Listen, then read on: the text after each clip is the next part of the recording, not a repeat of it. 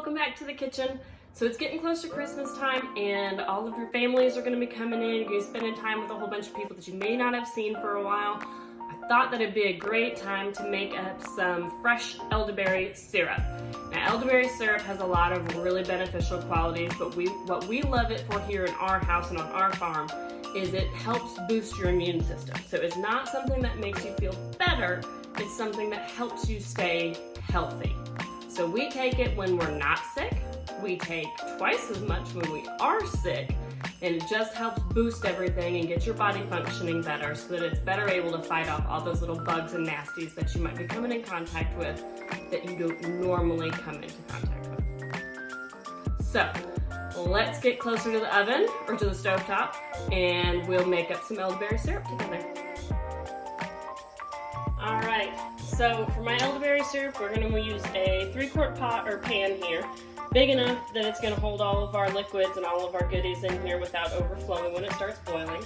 So the first thing we're going to do is we're going to add 2 cups of water. I've already measured some out here. So 2 cups of water into the pan.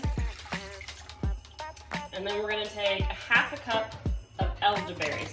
So I use this brand here. I found it on Amazon, 100% organic dried elderberries.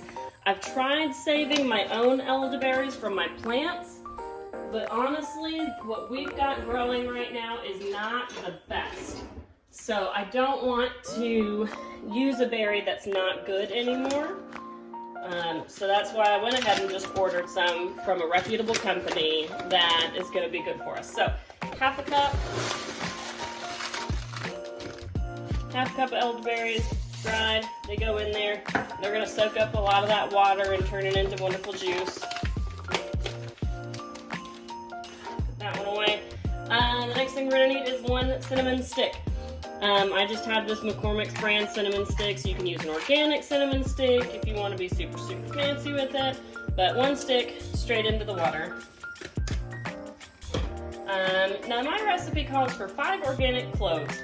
I don't have any cloves, so I'm going to eyeball it with some ground clove.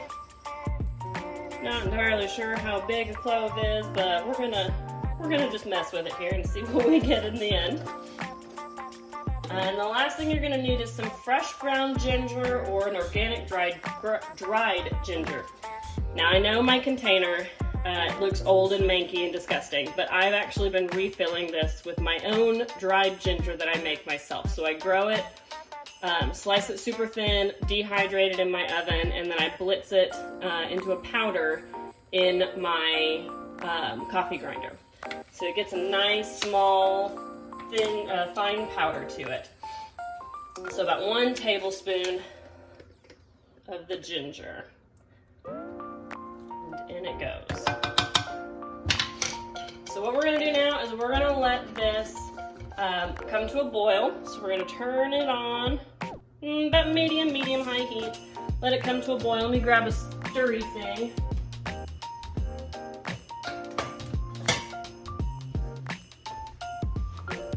Stirry thing acquired. Yeah. Sorry, I bumped the camera. Everything got whooshy. Alright. So you can see we're already getting a little bit of a different color.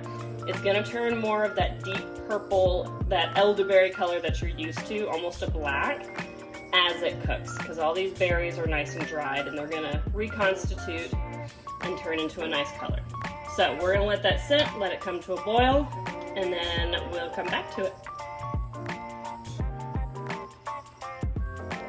So while things are heating up, I like to just kind of stir it every now and then. Just like anything else, I don't want it to scorch on the bottom. With this induction heat cooktop that we have, a lot of times the bottom of my pan gets hot a lot faster than the rest of it, and it has a tendency to scorch things before the rest of it has time to warm up. So every now and then I'll come back to it and kind of give it a push around. You can see the colors are already starting to change. They're turning a little bit more brown and red than it was before. And it smells amazing. Alright, we'll let it hang out, come to a boil, and I'll bring you back when it's ready. Okay, so we brought it up to almost a boil. I'm impatient with these things. I hate letting things get all the way up to a boil. It's an issue when I do my jellies and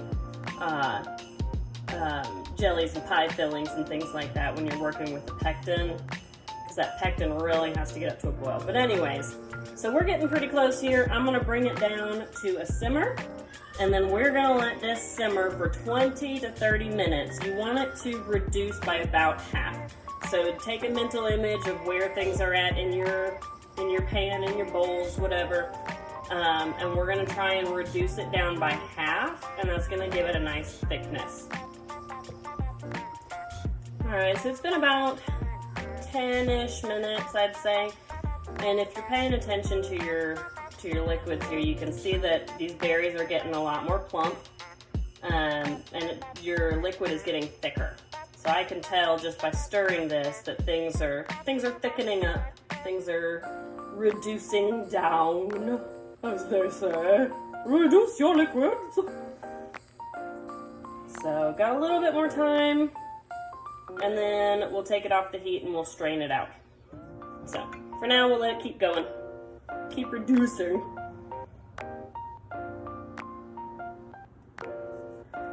Alright, so you guys can see now we've got it reduced down to where we're wanting it. You can see these berries are nice and huge in here. So what we're going to do is we're going to take this over to our bowl and strainer, and we're going to strain all these goodies out of there and squish it all down so that all the juices are out. We'll see you over there. Alright, so I've got my strainer and I've got a bowl. I like to use stainless steel, but whatever you have is fine.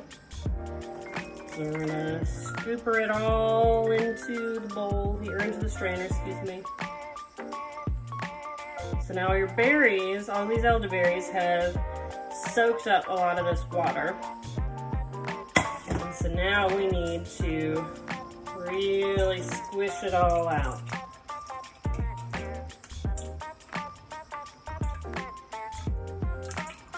What I might end up doing at the end is taking this cinnamon stick out and actually putting these berries into a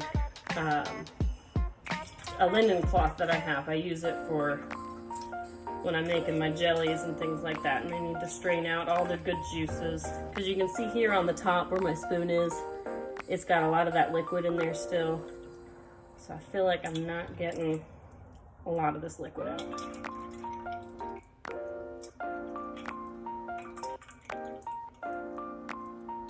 Well, I don't know. As I tippy things, they're straining pretty well.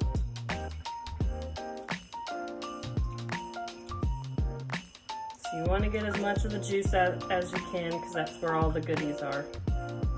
Otherwise, the rest of this, all this stuff that's staying in the strainer, is going to go out into my compost, and the chickens will scratch through it, and we've got all our barn cats out there. They like to run around there and find out what I've put into it. Alright. Okay, so that's pretty good. I've gotten most of the liquid out of this. It's really caked in there now. So we'll put that over into the pot, or into the pan. Okay, so now we're left with this, which is a wonderful liquid. It's got a beautiful color to it. And we're going to add 1 cup of raw, unfiltered honey. Sounds like a crazy, crazy amount, but honey has so many healthy qualities to it. It's great for your body, it's great for your immune system. If you are feeling crummy, honey is good for your throat. It helps it all stick to it. There we go. So your liquid should be somewhat warm, and that's going to help the honey dissolve and work into it. You don't want to cook the honey in it, because that's going to burn off and destroy all of the good qualities that are in your honey. So you add it to it after.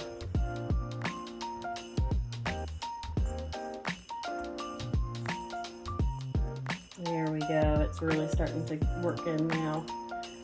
You can feel the resistance. I know it's hard to see on the video the difference where the honey is and where it's just the elderberry syrup. but you can feel it with your spoon or your spatula or whatever it is you're using. And you want to get it all nice and smooth. Perfect. All right, so from here, I'm trying to clean things up a little bit. That's not going well. I'm gonna go grab a jar, and we're gonna fill this into a jar.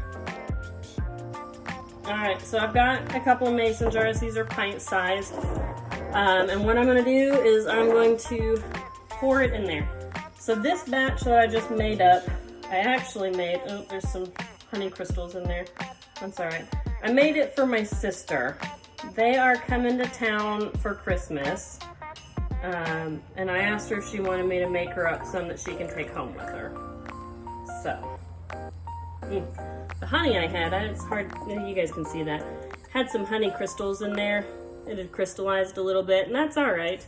It happens. I just wanted to keep most of that out. So that one batch made 1 pint for me, and that looks pretty awesome there. So I'm gonna put a lid on this. It doesn't have to be a canning lid. I'm gonna use one of my reusable, just refrigerator lids. Put it on there, and I'm gonna put a label on that. So this is good for, my recipe says 3 to 4 weeks in the refrigerator. I'd say longer than that. I'd say at least 2 months it's good for. And then after that, you want to throw it out and start again. It just loses some of its properties and starts to go bad on you.